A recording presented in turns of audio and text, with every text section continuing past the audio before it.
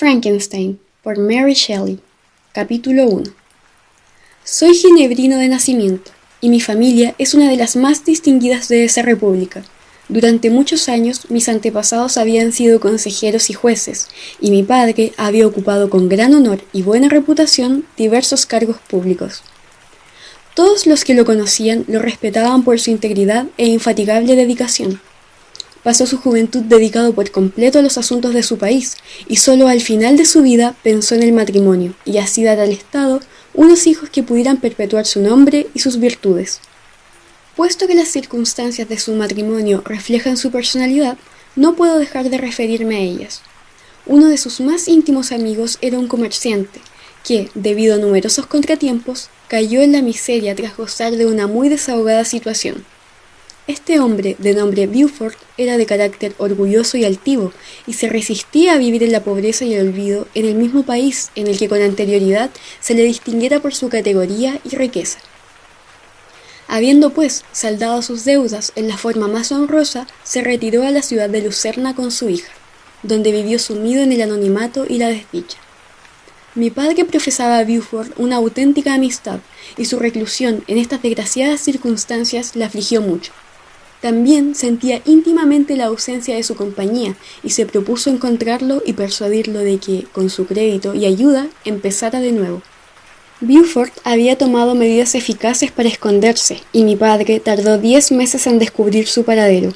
Entusiasmado con el descubrimiento, mi padre se apresuró hacia su casa situada en una humilde calle cerca del Reus, pero al llegar solo encontró miseria y desesperación. Beaufort no había logrado salvar más que una pequeña cantidad de dinero de los despojos de su fortuna. Era suficiente para sustentarlo durante algunos meses y, mientras tanto, esperaba encontrar un trabajo respetable con algún comerciante. Así pues, pasó el intervalo inactivo y, con tanto tiempo para reflexionar sobre su dolor, se hizo más profundo y amargo y, al fin se apoderó de tal forma de él que 3 meses después estaba enfermo en cama, incapaz de realizar cualquier esfuerzo. Su hija lo cuidaba con el máximo cariño, pero veía con desazón que su pequeño capital disminuía con rapidez y que no había otras perspectivas de sustento. Pero Caroline Beaufort estaba dotada de una inteligencia poco común y su valor vino en su ayuda en la adversidad. Empezó a hacer labores sencillas, trenzaba paja y de diversas maneras consiguió ganar una miseria que apenas le bastaba para sustentarse. Así pasaron varios meses. Su padre empeoró, y ella cada vez tenía que emplear más tiempo en atenderlo. Sus medios de sustento menguaban. A los 10 meses murió su padre dejándola huérfana e indigente. Este golpe final fue demasiado para ella. Al entrar en la casa mi padre la encontró arrodillada junto al ataúd, llorando amargamente. Llegó como un espíritu protector para la pobre criatura, que se encomendó a él. Tras el entierro de su amigo, mi padre la llevó a Ginebra, confiándola al cuidado de un pariente, y 2 años después se casó con ella. Cuando mi padre se convirtió en esposo y padre, las obligaciones de su nueva situación le ocupaban tanto tiempo que dejó varios de sus trabajos públicos y se dedicó por entero a la educación de sus hijos. Yo era el mayor y el destinado a heredar todos sus derechos y obligaciones. Nadie puede haber tenido padres más tiernos que yo. Mi salud y desarrollo eran su constante ocupación, ya que fui hijo único durante varios años, pero, antes de proseguir mi narración, debo contar un incidente que tuvo lugar cuando yo tenía 4 años.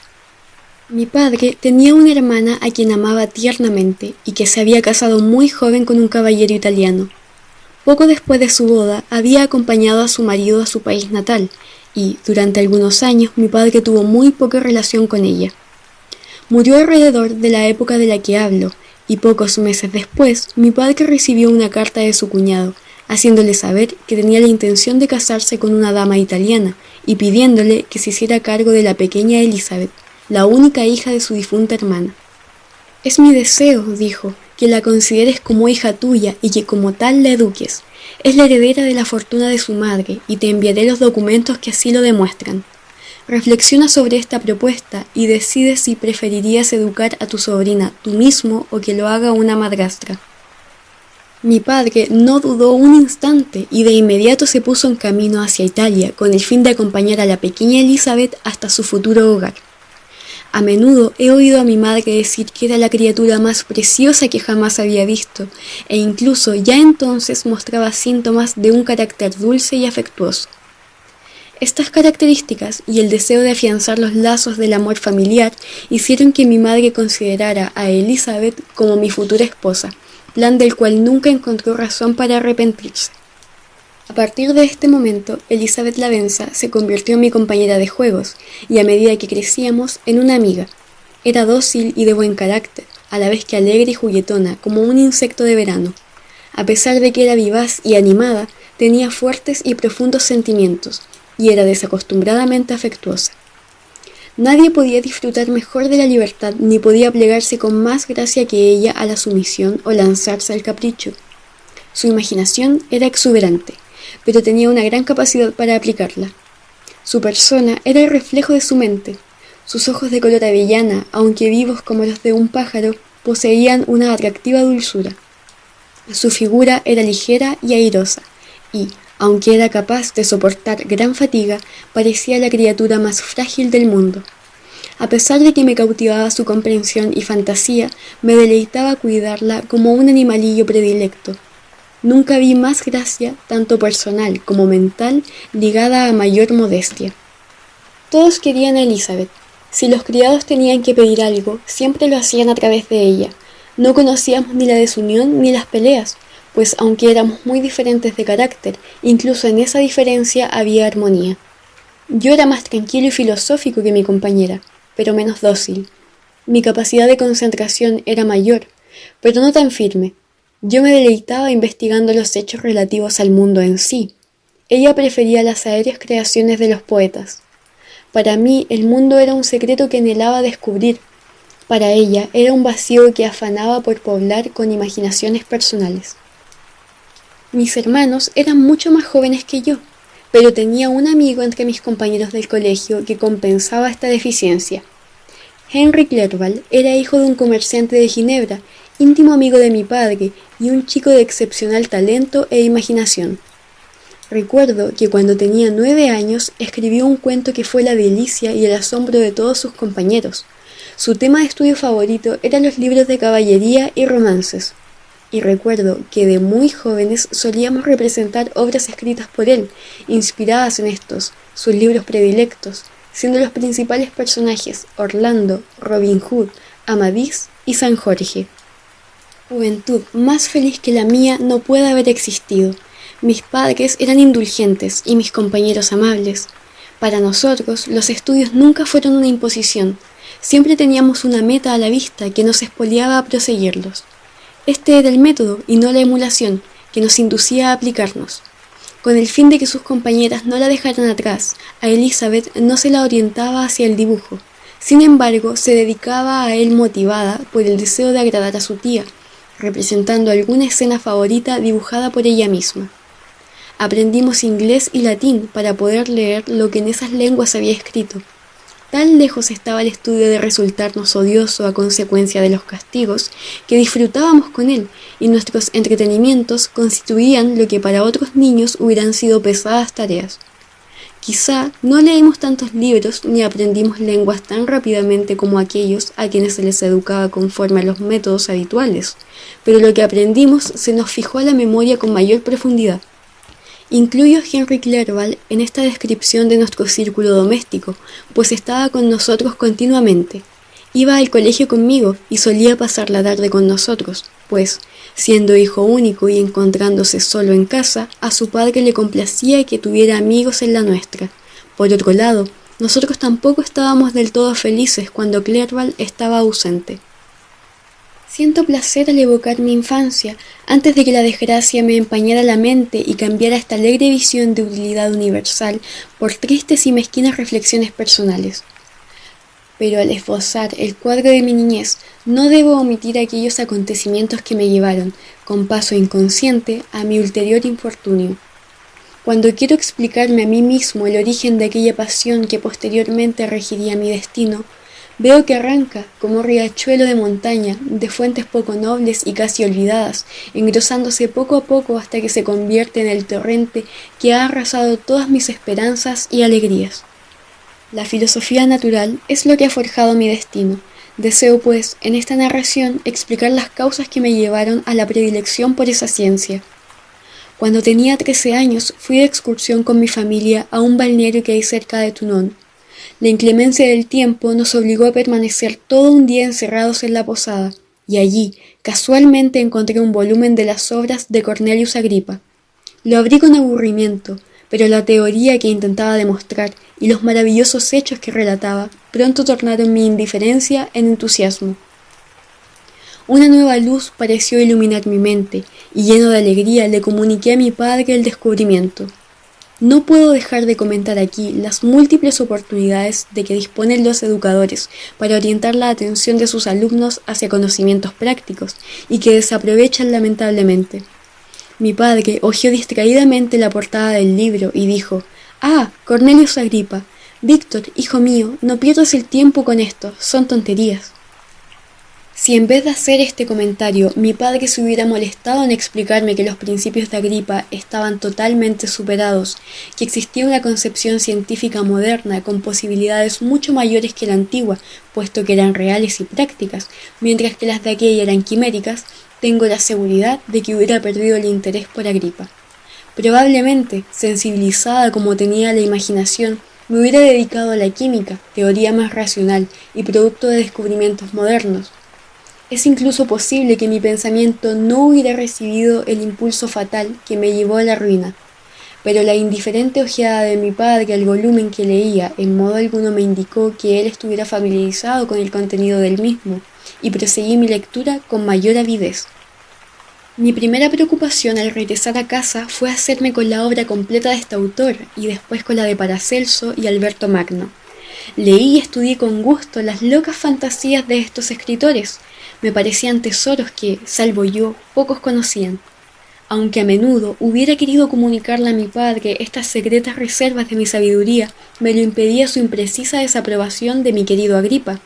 Por tanto, y bajo promesa de absoluto secreto, le comuniqué mis descubrimientos a Elizabeth, pero el tema no le interesó, y me vi obligado a continuar solo. Puede parecer extraño que en el siglo XVIII surja un discípulo de Alberto Magno, pero nuestra familia no era científica, y yo no había asistido a ninguna de las clases que se daban en la Universidad de Ginebra. Así pues, mis sueños no se veían turbados por la realidad, y me lancé con enorme diligencia a la búsqueda de la piedra filosofal y el elixir de la vida. Pero era esto último lo que recibía mi más completa atención. La riqueza era un objetivo inferior, pero ¿qué fama rodearía el descubrimiento si yo pudiera eliminar de la humanidad toda enfermedad y hacer invulnerables a los hombres, a todo salvo a la muerte violenta? No eran estos mis únicos pensamientos.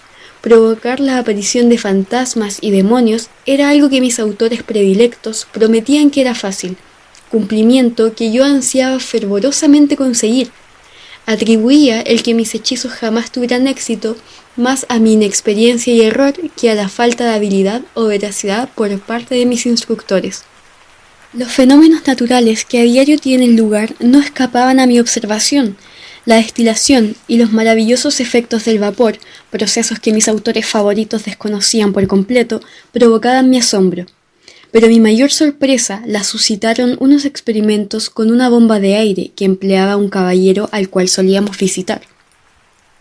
El desconocimiento de los antiguos filósofos sobre este y varios otros temas disminuyeron mi fe en ellos, pero no podía desecharlos por completo sin que algún otro sistema ocupara su lugar en mi mente. Tenía alrededor de 15 años, cuando, habiéndonos retirado a la casa que teníamos cerca del Bel-Rive, presenciamos una terrible y violenta tormenta. Había surgido detrás de las montañas del Jura, y los truenos estallaban al unísono desde varios puntos del cielo, con increíble estruendo. Mientras duró la tormenta, observé el proceso con curiosidad y deleite.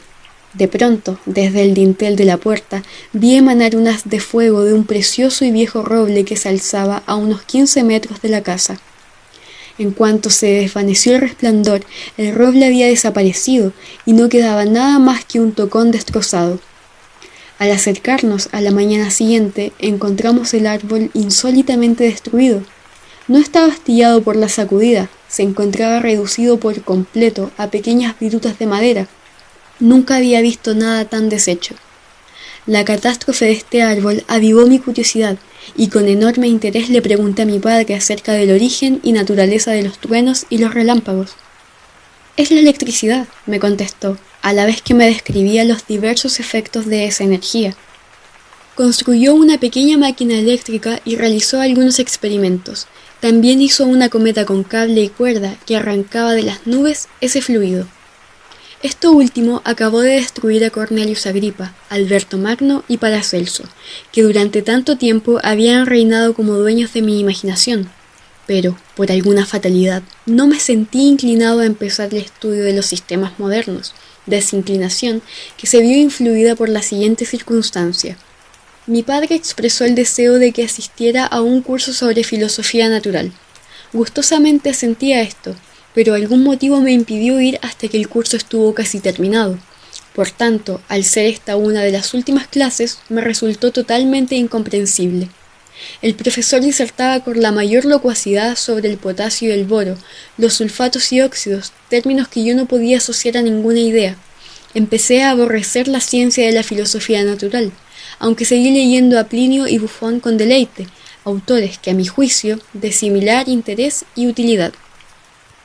A esta edad, las matemáticas y la mayoría de las ramas cercanas a esa ciencia constituían mi principal ocupación. También me afanaba por aprender lenguas.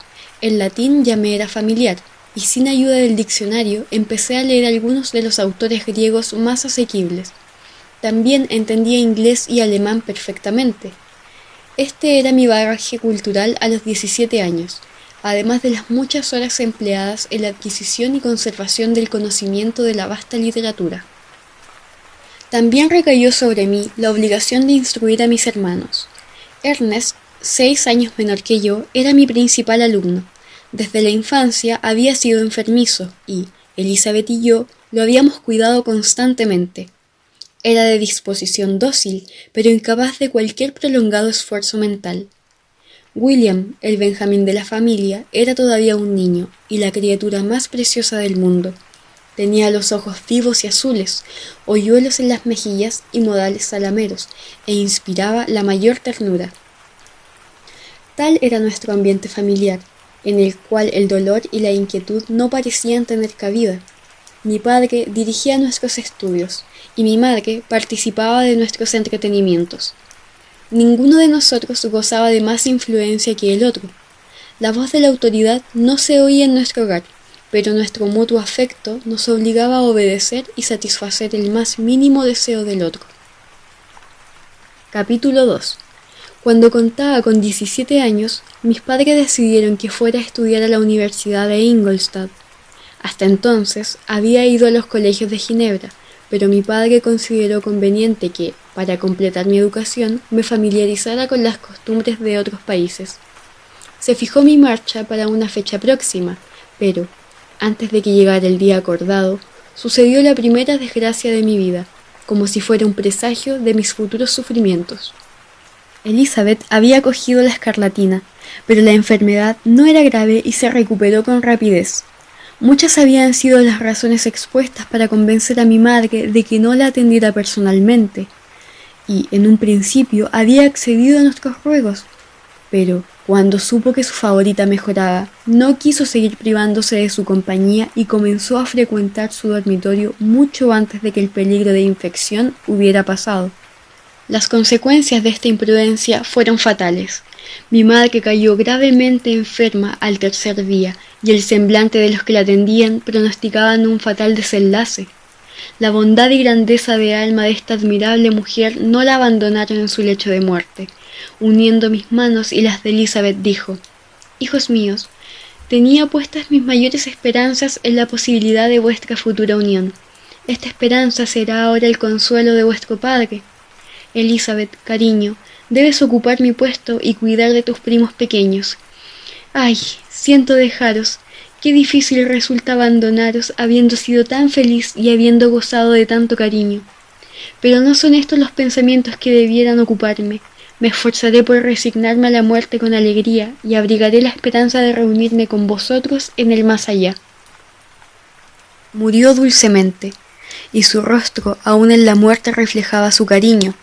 No necesito describir los sentimientos de aquellos cuyos lazos más queridos se ven rotos por el más irreparable de los males, el vacío que inunda el alma y la desesperación que embarga el rostro.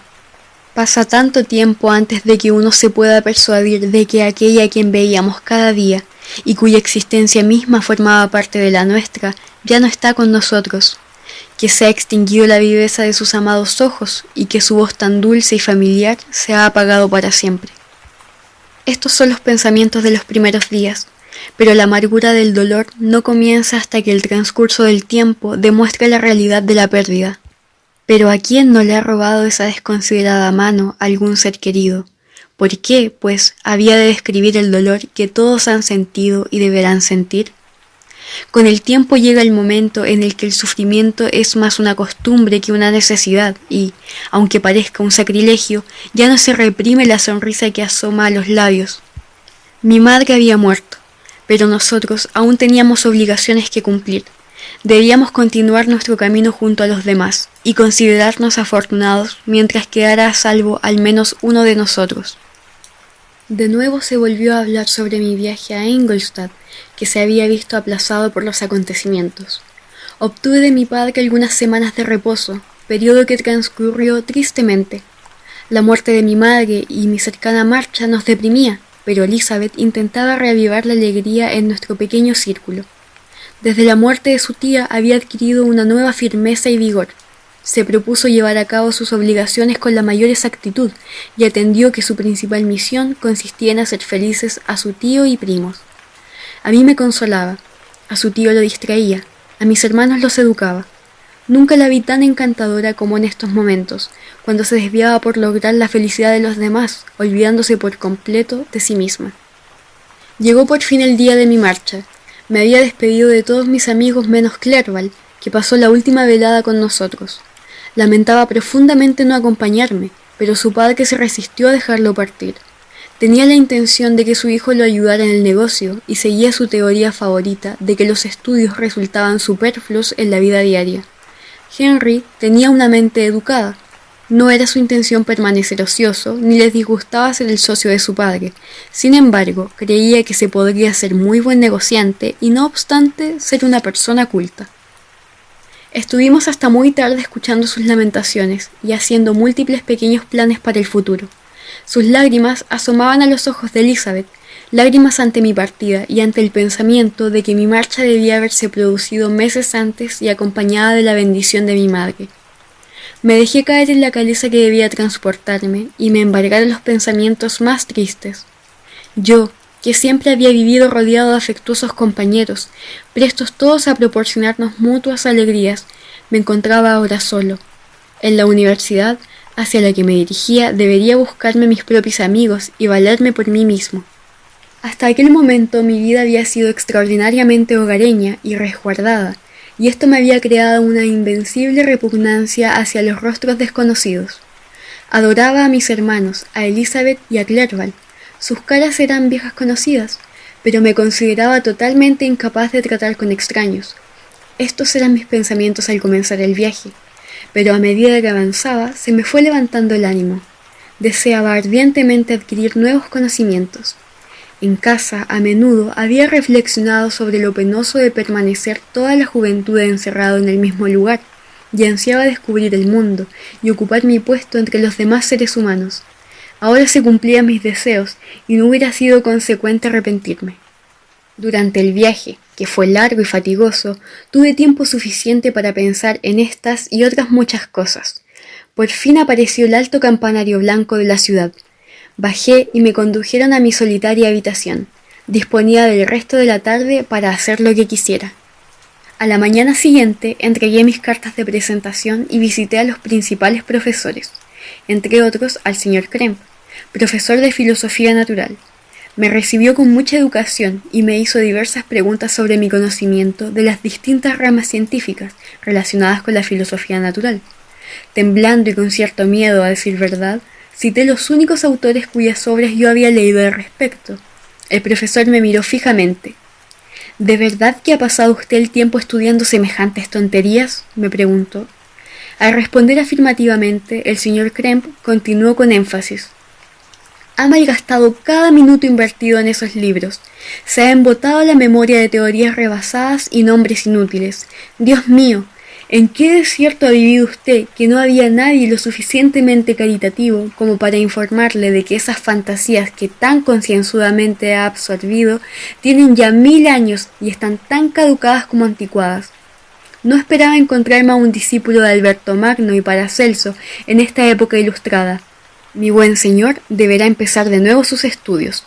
Y diciendo esto, se apartó. Me hizo una lista de libros sobre filosofía natural que me pidió que leyera y me despidió, comunicándome que a principios de la semana próxima comenzaría un seminario sobre filosofía natural y sus implicaciones generales, y que el señor Waldman, un colega suyo, en días alternos a él, hablaría de química.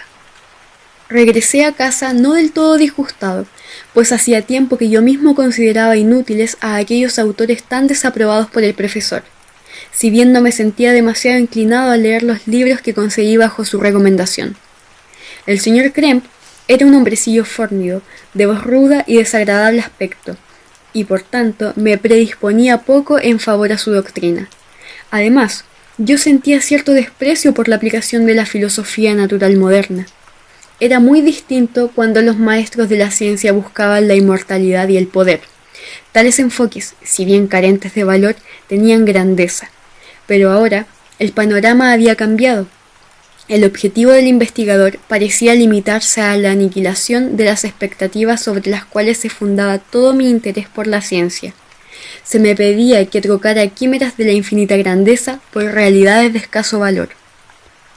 Estos fueron mis pensamientos durante los 2 o 3 primeros días que pasé en casi completa soledad, pero al comenzar la semana siguiente recordé la información sobre las conferencias que me había dado el señor Kremp, y aunque no pensaba escuchar al fatuo hombrecillo pronunciando sentencias desde la cátedra, me vino a la memoria lo que me había dicho sobre el señor Waldman, al cual aún no había conocido por hallarse fuera de la ciudad.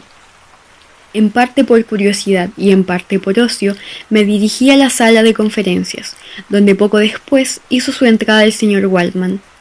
Era muy distinto de su colega. Aparentaba tener unos 50 años, pero su aspecto demostraba una gran benevolencia. Sus sienes aparecían levemente encanecidas, pero tenía el resto del pelo negro. No era alto, pero sí erguido, y tenía la voz más dulce que hasta entonces había oído. Empezó su conferencia con un resumen histórico de la química y los diversos progresos llevados a cabo por los sabios, pronunciando con gran respeto el nombre de los investigadores más relevantes. Pasó entonces a hacer una exposición rápida del estado actual en el que se encontraba la ciencia, y explicó muchos términos elementales. Tras algunos experimentos preparatorios, concluyó con un panegírico de la química moderna, en términos que nunca olvidaré. Los antiguos maestros de esta ciencia, dijo, prometían cosas imposibles y no llevaban nada a cabo. Los científicos modernos prometen muy poco. Saben que los metales no se pueden transmutar y que el elixir de la vida es una ilusión. Pero estos filósofos, cuyas manos parecen hechas solo para hurgar en la suciedad y cuyos ojos parecen servir tan solo para escrutar con el microscopio o el crisol, han conseguido milagros. Conocen hasta las más recónditas intimidades de la naturaleza y demuestran cómo funciona en sus escondrijos. Saben del firmamento, de cómo circula la sangre y de la naturaleza del aire que respiramos. Poseen nuevos y casi ilimitados poderes. Pueden dominar el trueno, imitar terremotos e incluso parodiar el mundo invisible con su propia sombra. Me fui contento con el profesor y su conferencia, y lo visité esa misma tarde. Sus modales me resultaron en privado aún más atractivos y complacientes que en público, pues, durante la conferencia, su apariencia reflejaba una dignidad que sustituía en su casa por afecto y amabilidad.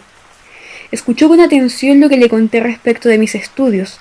Sonriendo, pero sin el desdén del señor Kremp, ante los nombres de Cornelius Agripa y Paracelso, dijo que, A la entrega infatigable de estos hombres debían los filósofos modernos los cimientos de su sabiduría.